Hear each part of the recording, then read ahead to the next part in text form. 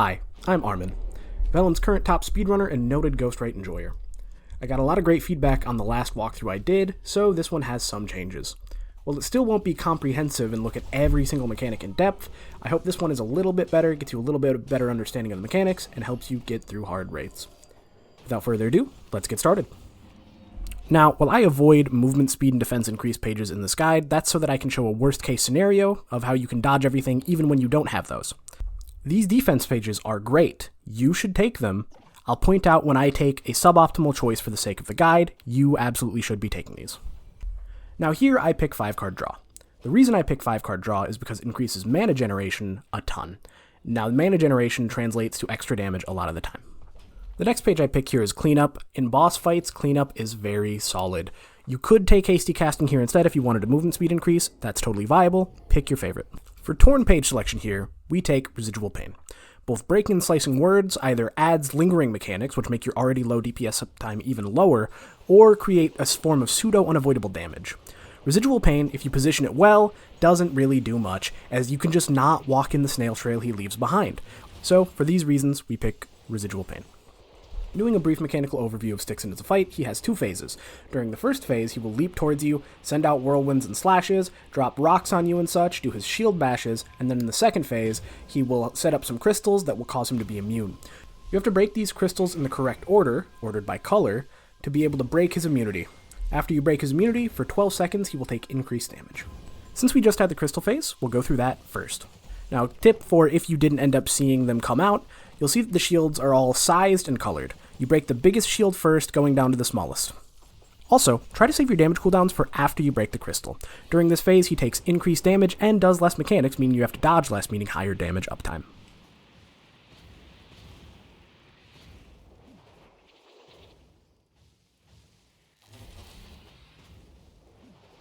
Now that we're in the other phase here, let's go over some of the mechanics and ordering.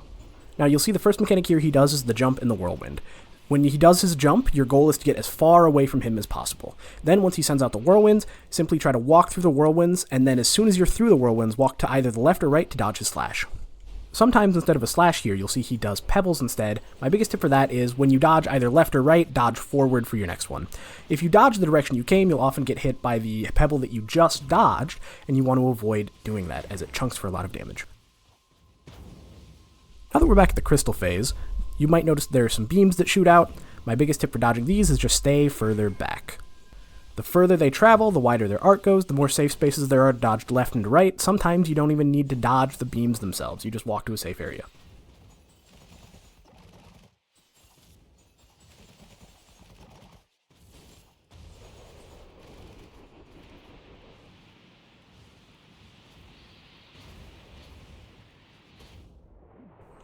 Now, the last mechanic we're going to talk about here is his shield bash. As long as you walk out of it in decent time and try to not get hit by pebbles, you'll be fine. For positioning his snail trail, just make sure you try to do it around the edges of the arena. Even if you don't, it doesn't really matter, as you can dodge all of his mechanics in a pretty small slice of space. The biggest tip from this fight is know your damage windows and focus on dodging when you need to.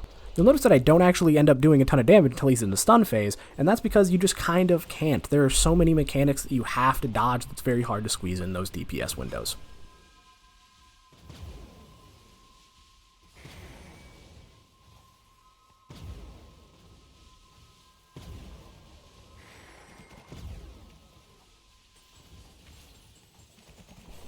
And just like that, fight's over. Pretty easy breezy. Again, focus on dodging before damage, and you'll be a-okay. As for page selection here, Textual Might is the obvious choice. Very strong damage increase on red.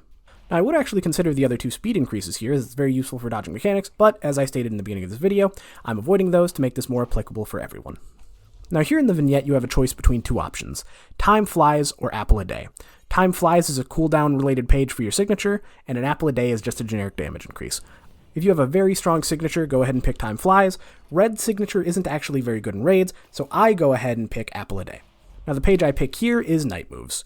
It's a damage multiplier instead of an additive increase, making it very, very strong and compounding every increase you get from here on out.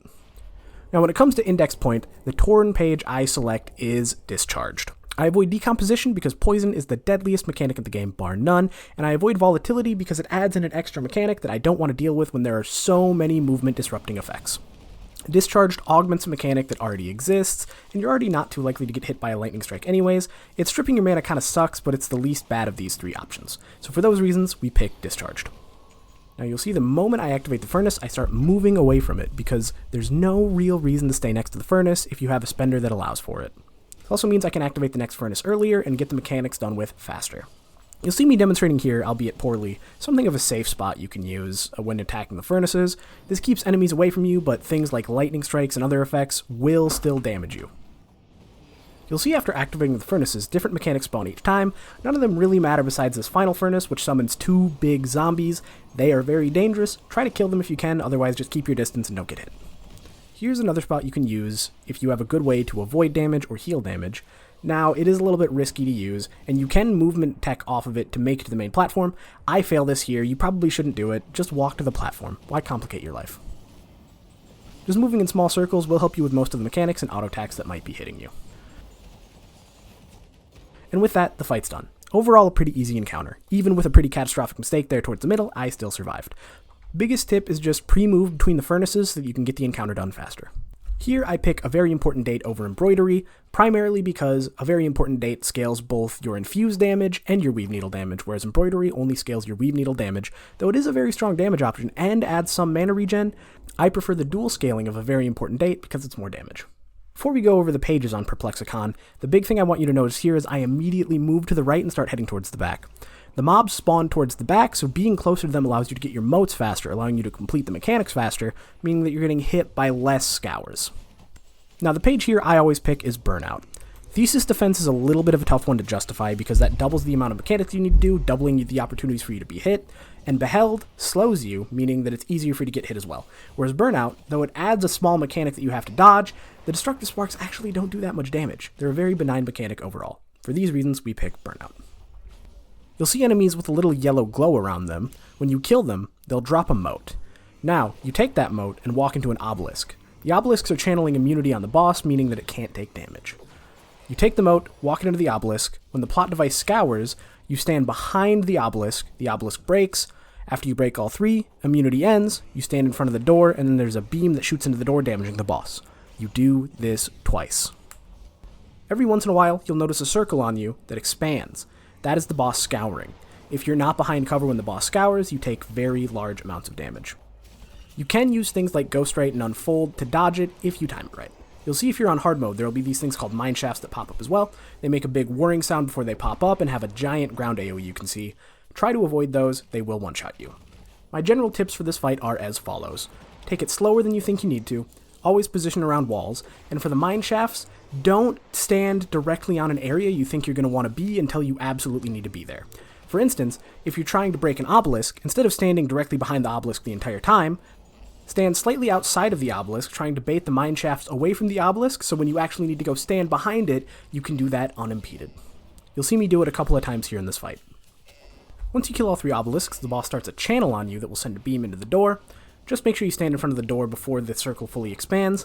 Make sure you're very precise with the hitbox. Sometimes if you don't get it like pretty close to the center, it won't actually end up damaging the door. Then you'll have to wait and sit while the channel happens again, and it's a little bit of a pain when you have goats trying to knock you about off your center. And the fight's over. Pretty easy breezy. Again, the big tips are just take it slower than you think you need to, and make sure you're baiting the mine shafts away from areas that you'll want to stand in the near future. As for page selection, I haven't actually used a rewrite here, so I end up using a rewrite, I run onto embroidery, and I end up grabbing it, because it's a very solid page and better than the other 2 options there.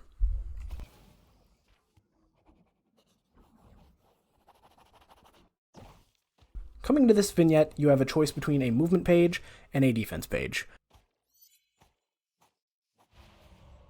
Token of Resilience is defense, Token of Inertia is movement.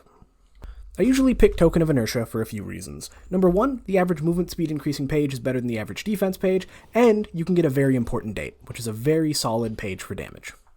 Though, since for this guide I'm avoiding both, I choose to go defense and rewrite. And I rewrite into Draining Force, which is one of Red's best pages. This is the obvious choice. I take it, even though it leaves me with a rewrite.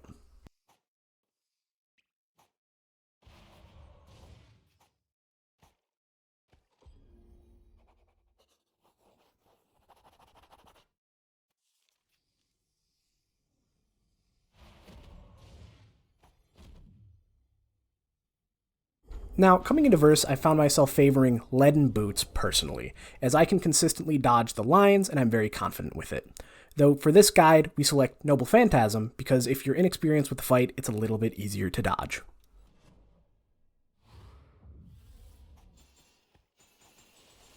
You should try to keep your distance while still positioning close to the center. You want to keep your distance because it's easier to dodge Jots, but you still want to stay relatively close to the center to avoid his anvil attack. Now, coming into his division mechanic, he will send out callbacks, which will linger for the duration of the mechanic. Do not get hit by them. They chunk for a lot of damage. He will also continually cast Jots. Make sure you're moving to avoid them. He divides the arena into 3 slices, covering them with an AoE effect. He detonates them in the order they were put down. To avoid this, simply do not stand on the first slice that was put down until it's clear, and then walk into that slice. As long as you stay within the inner ring of the first circle here, you should be able to dodge the slices pretty easily while jumping. Now after his ground pounds, you might see a little shield above his head, and that's because he has varnish applied. He'll also do a mechanic where he ignites the furnaces. Don't stand in the furnaces when they're ignited, but try to bait him through them to remove the varnish.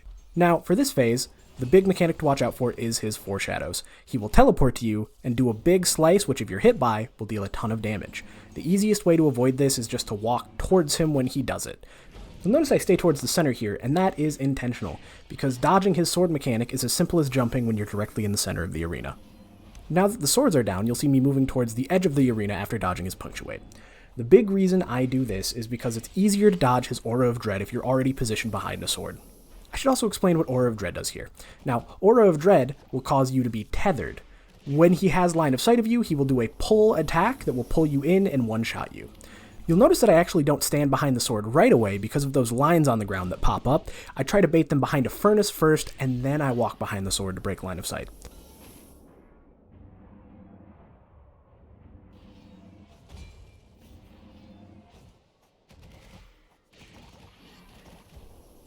Now, coming into his final phase, there are 3 general mechanics you want to watch out for. The first one you'll notice is his slam. What he'll do is he'll slam the ground, sending out a shockwave that you have to jump over and leaving a ground puddle behind. Next thing you'll probably see is his alternating slice attack, that you'll see as sort of a peppermint pattern throughout the arena. The best way to avoid this is again staying closer to the center, as you'll have a shorter distance to dodge. Finally, he will do a single big wide sweep that leaves behind a ground effect. You want to position that relatively close to the slam so that you have plenty of movable arena. And with that, the Splice Lord goes down. Thank you for watching. I tried to go a little bit more in depth on the mechanics in this one compared to the Gray Area raid. Part of that is just because there are a lot more mechanics that you have to go over. The fights are a little bit more complex in the Forgery. If you enjoyed and want to support me, drop a like on the video and maybe go check out my guide on Steam if you could. Currently, it has no rating because not enough people have rated the guide. Please go rate it 5 stars or whatever you think it's worth. I just want to see the number. That being said, thanks for watching and best of luck out there, scribes.